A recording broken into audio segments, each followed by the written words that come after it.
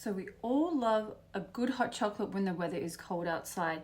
And if you're anything like me, you love peppermint hot chocolate because in my opinion, mint and chocolate is freaking delicious. But you know when you drink a hot chocolate and then afterwards you feel sick from drinking like a whole cup of warm milk? Yeah. If so, this recipe is for you because this peppermint hot chocolate strikes just the right balance between cozy, chocolatey and indulgent without being too thick and heavy on the milk. And because I am a folk herbalist and love living life with a food as medicine mindset, today we'll be using real peppermint, not flavoring and not essence, and raw cacao powder, not cocoa.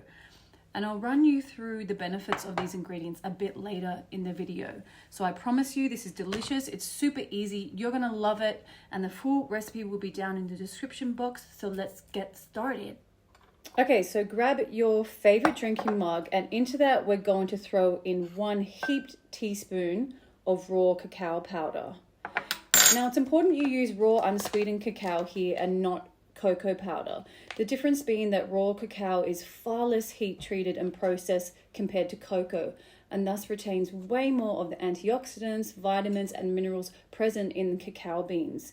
You can easily pick up raw cacao powder in the health food section of your supermarket.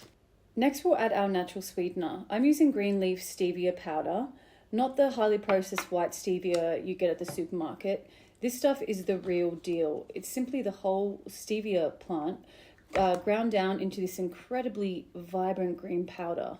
And you can find this stuff at health food stores, but if you can't get a hold of it, don't even worry. Simply use your sweetener of choice, whether that be the stevia that you do get at the supermarket or a dash of maple syrup, coconut sugar, you decide. You could use honey here, but I feel that honey might kind of interfere with the whole peppermint vibe we're going for. You know, it just might be a bit too strong. But if it does work and you use it, let me know down in the comments. I'd love to hear your experience. Now, if you are using stevia for the first time, please tread with caution. You really only need the smallest pinch as it is powerfully sweet, way sweeter than sugar. It's better to start with a tiny pinch and build up from there once you taste the final product, because if you do use too much, it kind of ruins everything and you can't turn back. And trust me, I have learnt this the hard way. Okay, so now chuck your kettle on the boil and then let's get to the peppermint. So I've got beautiful peppermint here from my garden, loose leaf, and I'm going to chuck it into a tea ball. If you don't have loose leaf peppermint, then simply use a tea bag. That's all good.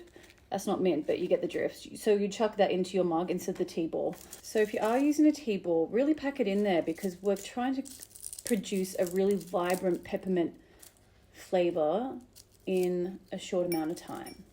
So there it goes into the mug. Once your kettle is boiled, pour over the hot water, enough to cover the tea ball or tea bag. It's around halfway up the mug.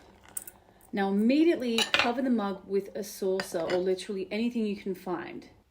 So why are we doing this? Because peppermint is loaded with volatile oils, and that's why it has this incredibly intense fresh aroma. And these volatile oils are highly medicinal as well. But if you pour boiling water over the peppermint without covering it, these precious oils would just simply evaporate into thin air with the steam and be lost forever. So covering your infusion ensures we trap the volatile oils so you can drink down all the medicinal benefits that peppermint has to offer. Now to achieve the best minty flavor, we're going to infuse the peppermint for 5 minutes. In the meantime, we can prepare our last step, which is the milk. In a microwave safe mug, fill it halfway with your milk of choice. I'm using oat milk today. We're only filling it halfway because our intention here is to have a lighter, less heavy hot chocolate. And at the 4-minute mark of the peppermint infusion, I'm going to chuck this milk in the microwave for 1 minute. Now, of course, if you don't have a microwave, by the way, you would simply heat the milk until it's nice and hot on the stove. Okay, so our peppermint is infused and our milk is hot. Take out your tea bag or tea ball and give it a really good stir to break up any lumps of cacao.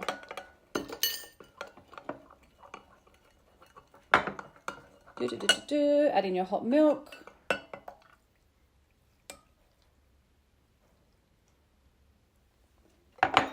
Give it a stir again.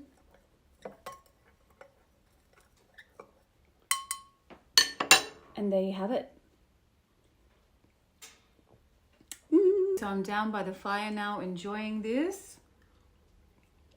It's just so good. It's chocolatey, it's minty, it's milky, but it's not heavy and it won't weigh you down. All right, so let's talk about the health benefits of our hero ingredients here. First up, cacao. We all know the age-old tradition of enjoying a cup of hot cocoa before bed, but why did that even become a thing? In today's culture, we might simply say because it's a delicious after-dinner treat or it's comforting on a cold winter's night. But throughout history, more often than not, food combinations served a medicinal purpose. And I reckon a cup of hot cocoa in the evening is no different. It's delicious, yes, but it's also a sleep time remedy. And why? Because cacao, which is what cocoa is made from, is absolutely loaded in magnesium, and magnesium is crucial for our bodies to get a good night's rest. And the fat of the milk that is combined with the cocoa in this instance provides the perfect carrier liquid to absorb the cocoa into our system. Now, personally, I've experimented with magnesium supplements as well as drinking cacao in the evening, and I have to say that cacao wins every time in terms of my sleep quality that night. And my theory is that because cacao is also super rich in antioxidants, potassium, iron, copper, zinc, calcium, and protein, just to name a few, it works holistically within the body to enable exceptional bioavailability of the magnesium in a way that an isolated supplement just perhaps can't. As a bonus, cacao contains tryptophan, an amino acid that helps boost serotonin and melatonin production in our brains. And why is melatonin important for us? Because it helps regulate our sleep cycles. And what about that serotonin I spoke of before? Well, this just illustrates how chocolate universally fosters feelings of joy within us, not only because it's yummy, but because it is literally helping our brain to regulate our mood. Woo! As a medicinal combination, this actually makes cacao and peppermint a perfect match for helping us to feel relaxed and at ease. And that's because peppermint is a powerful nerve stimulant, but not in that extreme jangy way that caffeine can be. While peppermint is uplifting to the spirit, it's also very soothing at the same time. Added to that, peppermint is an analgesic, which means it has pain relieving properties. And when our bodies are free of pain and tension, we feel good, don't we? All right, friends, so I hope you enjoyed learning about how cacao and peppermint can be used as a sleepy time remedy. And please let me know if you give it a try. Peace out, and I'll see you soon.